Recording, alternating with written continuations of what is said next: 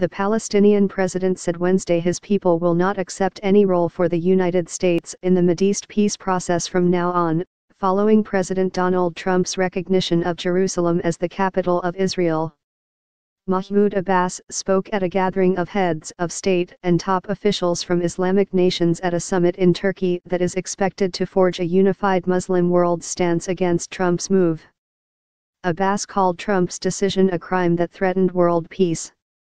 He called on the United Nations to take charge of the peace process and create a new mechanism, arguing that Washington is no longer fit for the task. The Palestinians are committed to a peaceful resolution of the Israeli-Palestinian conflict, Abbas said, but after Trump's seismic shift on Jerusalem, Washington is not accepted as a fair negotiator. The speech marked a significant shift in Abbas' approach toward the United States, after years of focusing on courting U.S. goodwill because of Washington's role as sole mediator in the Israeli-Palestinian conflict.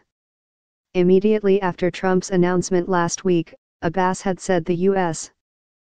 effectively disqualified itself as a broker, but Wednesday's speech was more sharply worded and delivered to a global audience.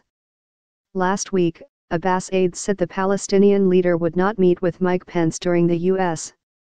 Vice President's planned visit to Israel and the West Bank next week. Abbas had initially planned to meet with Pence in the biblical West Bank town of Bethlehem, but two senior aides have said the meeting would not take place because of Trump's pivot on Jerusalem.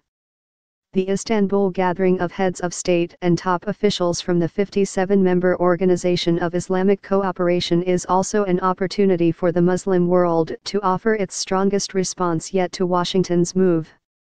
Turkish President Recep Tayyip Erdogan, the current president of the OIC, called on countries to urgently recognize the Palestinian state and Jerusalem as its capital. Erdogan has been among the most vocal critics of Trump's announcement. In remarks to the summit, he said Israel is an occupying state and a terror state.